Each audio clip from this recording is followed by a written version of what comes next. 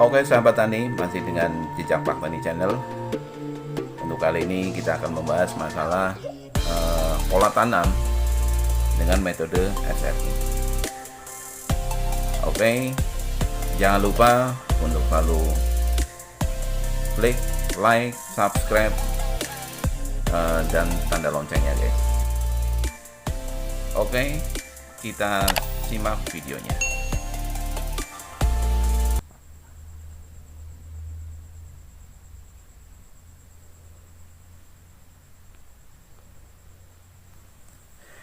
Oke, masuk ke pengertian praktis. Jadi untuk SRI adalah teknik budidaya padi dengan memadukan komponen teknologi yang saling berasosiasi atau sinergis, terutama untuk memperbaiki kondisi zona perakaran untuk memperoleh pertumbuhan yang optimal, hasil, kualitas, serta keuntungan yang lebih tinggi. Kemudian komponen teknologi SRI dengan PTT atau pengelolaan tanaman terpadu ada sebagai berikut. Untuk varietas, untuk PTT harus varietas unggul, sementara untuk SRI existing. Kemudian jarak tanam, untuk SRI adalah lebar 25x25 sampai 50x50, sementara untuk PTT adalah legowo 21, 41, dan lain sebagainya. Kemudian semainya adalah metode dapok untuk SRI, sementara PTT adalah semai basah. Umur bibit muda 7-15 hari, sementara untuk PTT adalah 21 hari. Dan selanjutnya. Kemudian ada 6 prinsip dasar SRI. Yang pertama adalah tanam bibit muda, itu umur antara 10-15 hari setelah semai. Kemudian yang kedua adalah jarak tanam yang lebar dan bibitnya adalah tunggal. Terus kemudian yang ketiga adalah menghindari trauma bibit, terutama perakaran. Dan kemudian tanamnya adalah cepat. Kemudian yang keempat adalah menjaga kelembaban tanah, sehingga kondisinya adalah aerobik dan tidak selalu tergenang. Dan menjaga aerasi tanah, dan juga adalah adanya penambahan bahan organik. Dari 6 prinsip itu, prinsip dasar 1-3 adalah untuk menstimulasi pertumbuhan tanaman. Sementara untuk prinsip 4-6 adalah untuk meningkatkan pertumbuhan dan kesehatan akar dan biota tanah.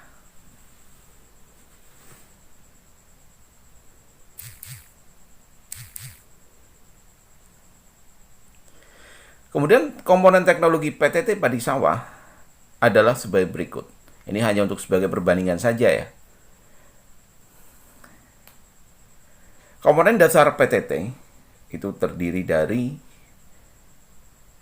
yang pertama adalah penggunaan varietas yang unggul, kemudian bibit bermutu dan berlabel, kemudian pemupukan efisien secara tepat lokasi, kemudian yang keempat adalah peningkatan populasi tanam dengan sistem jajar legowo, kemudian pengendalian hama terpadu sesuai dengan organisme pemangku tanaman sasaran, kemudian yang keenam juga penggunaan pupuk organik.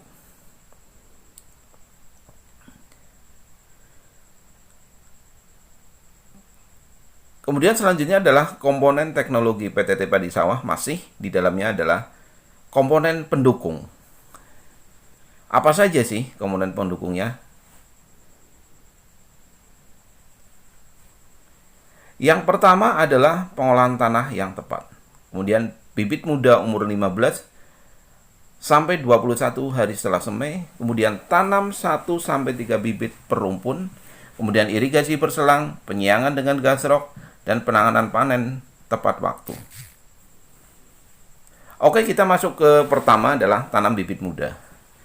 Untuk di SRI, umur bibit adalah 8-15 hari. Kemudian sistem semainya adalah dapok, atau bahkan mungkin bisa tanam benih langsung. Kemudian manfaatnya apa sih? Nah, ini yang perlu kita ketahui bersama. Yang pertama adalah mengurangi stagnasi pertumbuhan setelah tanam pindah. Kemudian yang kedua, pertumbuhan akar menjadi cepat dan dalam, sehingga akan tahan rebah. Kemudian umur panen lebih cepat. Kemudian tanaman akan jauh lebih sehat sehingga hasil juga akan meningkat. Jadi ini gambaran umum ya. Ini adalah tanam bibit muda umur 15 hari. Terus kemudian tanam bibit umur sekitar 25 hari. Ini akan berbeda. Kemudian ini keragaannya adalah sebagai berikut. Yang non-HRI adalah kanan, artinya gampang rebah, dan HRI, penggunaan HRI itu yang sebelah kiri, dia akan tahan rebah karena perakarannya sangat kuat.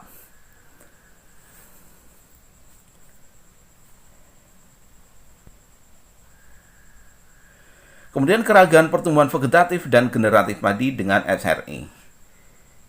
Ini bisa kita lihat ya, sangat besar sekali. Itu kalau diprediksi anakannya adalah sampai dengan 60 anakan produktif. Kemudian yang kanan adalah sudah keluar male, itu cukup sebagai gambarannya. Kemudian yang kedua adalah jarak tanam lebar. Di SRI, jarak tanam minimal 25 x 25 cm sampai dengan 50 x 50 cm. Kemudian cara tanamnya adalah tunggal. Satu lubang adalah satu bibit. Nah, manfaatnya apa? Yang pertama adalah mengurangi kompetisi antar individu tanaman. Yang kedua adalah memberikan ruang yang cukup agar tanaman mampu mengekspresikan kemampuan genetiknya.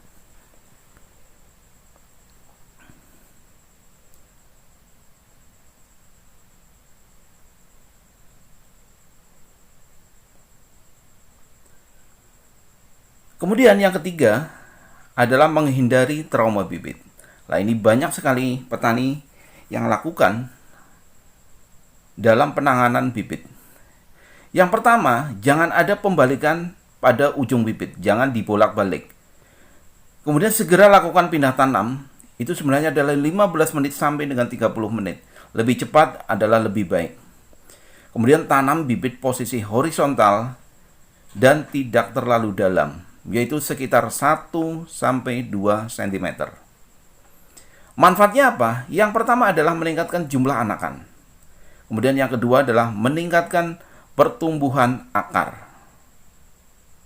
Jadi faktor perakaran ini menjadi yang sangat utama di SRI.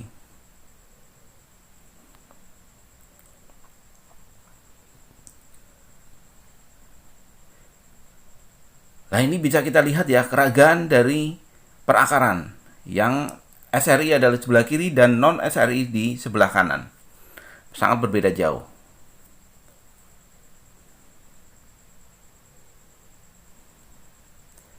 Kemudian pola anakan padi menurut Yoshida ya perlu kita ketahui. Ini adalah pola anakannya. Dalam satu bibit ini pola anakannya adalah sebagai berikut.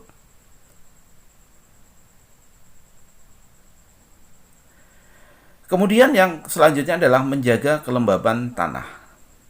Jadi tanah tidak selalu tergenang. Dijaga banyak pada kondisi aerobik atau banyak udara. Manfaatnya adalah yang pertama adalah memperbaiki aerasi zona perakaran sehingga pertumbuhan akar akan jauh lebih baik. Kemudian yang kedua menciptakan kondisi yang kondusif bagi mikroorganisme aerobik tanah. Dan yang ketiga adalah mengeliminasi gas racun H2S, asam-asam organik, dan keracunan Fe.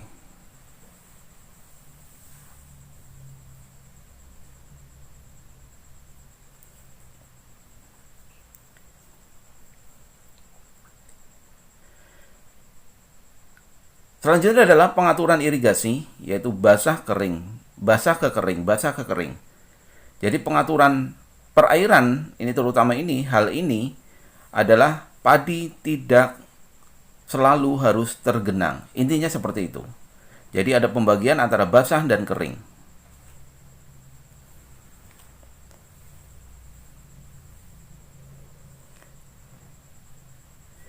Kemudian pengaturan air SRI ini menurut Profesor Norman ya. Jadi selama pertumbuhan vegetatif dan periode anakan sebaiknya berikan air sedikit hanya untuk menjaga kelembaban tanah, tidak sampai jenuh atau mengenang. Kemudian selama fase anakan, lahan perlu dikeringkan untuk periode singkat antara 2-6 hari hingga permukaan tanah terlihat retak. atau mengatur kondisi lahan basah kering untuk periode 3-6 hari selama fase vegetatif. Kemudian yang kedua, setelah inisiasi mulai pertahankan lapisan tipis air di lapangan itu 1-2 cm hingga 10-15 hari sebelum panen, dan 10-15 hari menjelang panen lahan harus dikeringkan. Oke, pola fase pertumbuhan padi adalah sebagai berikut. Jadi di tanaman padi itu tentunya ada fase vegetatif, ada fase reproduktif, dan juga ada fase untuk pematangan. Nah, ini harus diketahui oleh semuanya. Kemudian yang selanjutnya adalah menjaga aerasi tanah. Yang dimaksud di sini adalah tanaman padi itu tidak harus selalu tergenang. Perlu ada udara yang cukup pada zona perakaran. Manfaatnya apa? Itu adalah memperbaiki pertumbuhan akar, sehingga membuat tanaman menjadi lebih sehat. Kemudian yang kedua, meningkatkan ketersediaan oksigen bagi tanaman, terutama di zona perakaran. Yang ketiga adalah meningkatkan diversitas mikrobia tanah. Dan yang keempat adalah meningkatkan oksidasi unsur-unsur yang berpotensi meracun. Contohnya adalah Fe atau besi.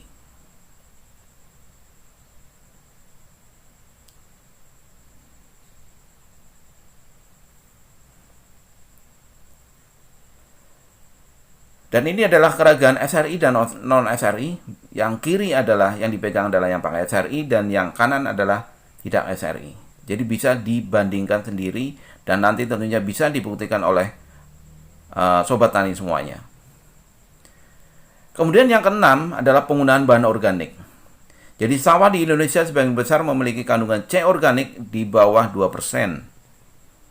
Sehingga pemanfaatan bahan organik ini adalah salah satunya adalah untuk memperbaiki struktur tanah, untuk meningkatkan kesuburan kimia dan biologi tanah, kemudian meningkatkan aktivitas mikroorganisme tanah, dan selanjutnya adalah vigor dan kesehatan tanaman akan menjadi meningkat.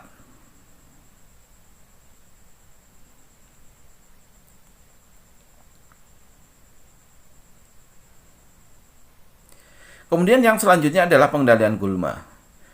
Penggunaan rotating hoe atau rotating weeder ini sangat bermanfaat sekali untuk pengendalian gulma. Manfaatnya adalah memperbaiki aerasi tanah, kemudian memacu pertumbuhan akar, dan juga untuk membalikkan gulma atau rumput.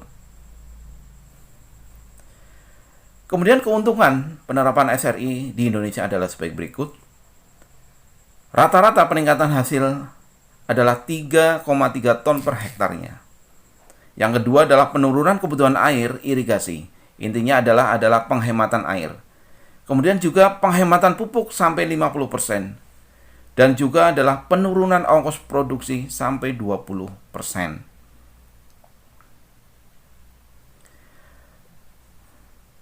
Oke, mungkin itu saja yang bisa kita sampaikan. Sampai ketemu di video-video selanjutnya. Jangan lupa untuk tetap setia dengan channel kami, dan jangan lupa untuk subscribe dan tanda loncengnya. Terima kasih.